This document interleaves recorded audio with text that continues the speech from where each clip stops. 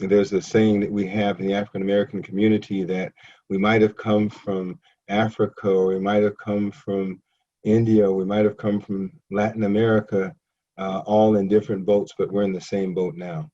And I think that's something that we need to recognize and understand, that an atrocity against one person is an act, an atrocity against all peoples of color, and all peoples of all colors. But of course, we bear the brunt of that more than any other. This idea of the diaspora and the movement from the continent to this country has resulted in sort of, it's a common theme, but it results in some very terrible things. In speaking recently, I talked about the education gap, and how the education gap then leads to the employment gap, and how the employment gap leads to the healthcare gap, and then that's why we have the COVID gap of people of color dying more, poorer jobs, more on the front lines, worse healthcare, worse sorts of health and endemic health problems that exist within the African American community and the poor communities. One of the things I've learned in traveling with my wife happens to be from India, from Vizag, Shatnapatnam in the south, and in the newest state, Andhra Pradesh. And one of the challenges that we see often when we travel together, she is I would say a fair-skinned Indian woman, but because she is a brown-skinned person, when we travel together, they see no difference in treatment of her or treatment of me in terms of respect or disrespect. One of the challenges that we find now, people think that the Floyd thing is a particular singular incident, and it is not. It is the consistency of this treatment since the trip to America for slaves, and even through every single age of slavery to Jim Crow to segregation, and it all just rolls on. There's a systemic racism that is here against peoples of color. You've seen it raise its head in the last few years, even more so as we talk about the immigrant issue, where people who are highly skilled and able to contribute so greatly to American society are pushed away and are blocked out.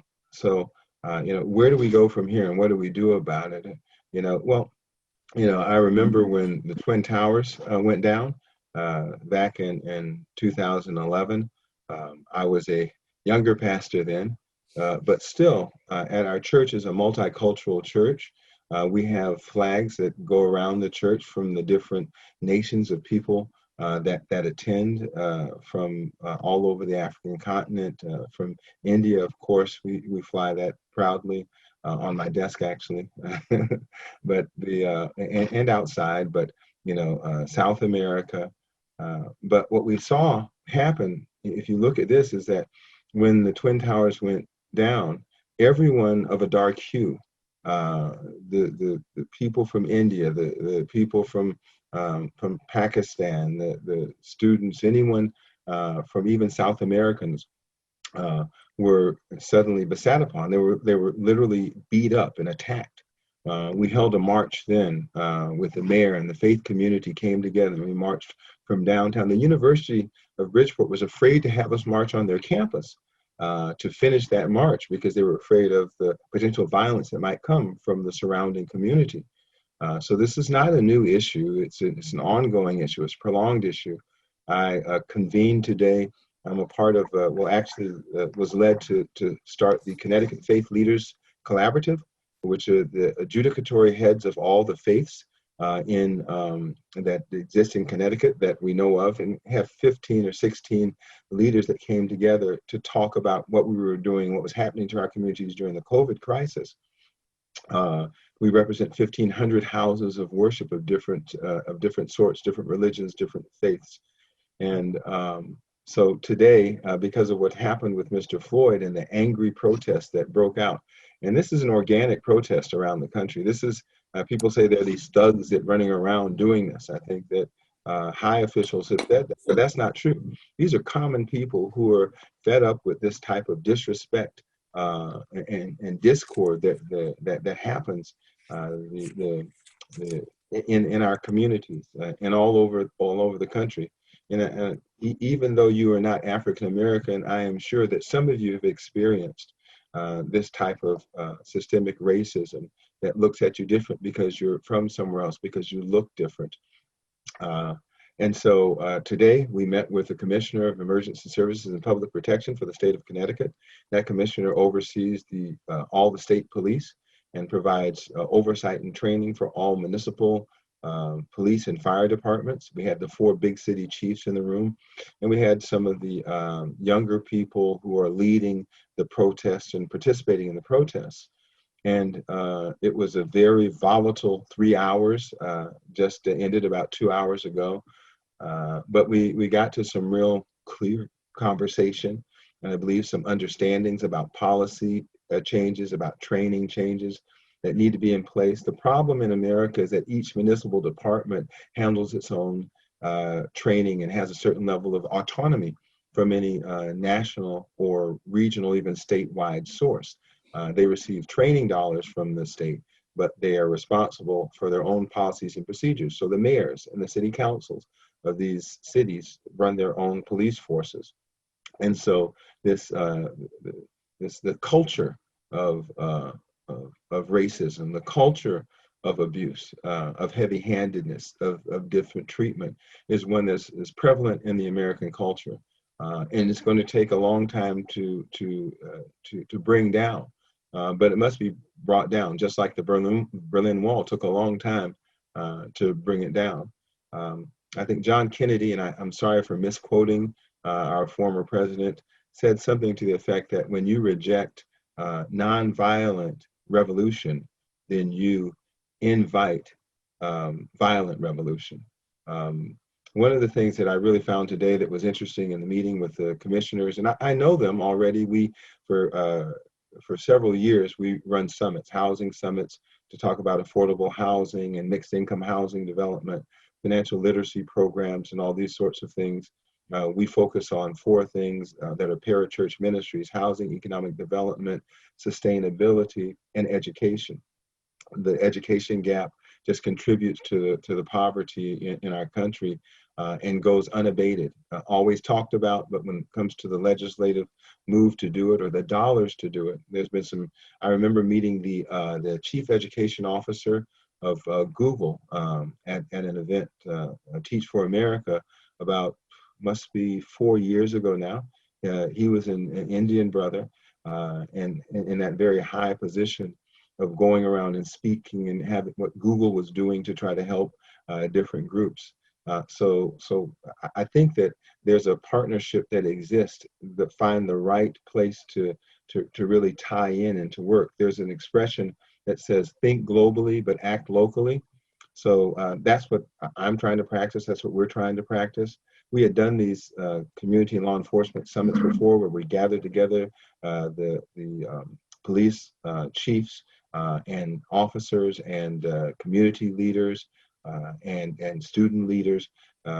We've done it 2 years. We had done it every other year leading up to this year. And this year, strangely enough, we had come together in January saying, hey, listen, we're going to do something special to keep kids out of the street, for the poorer kids that don't have any summer programs to go to and things like that. They find themselves in the street.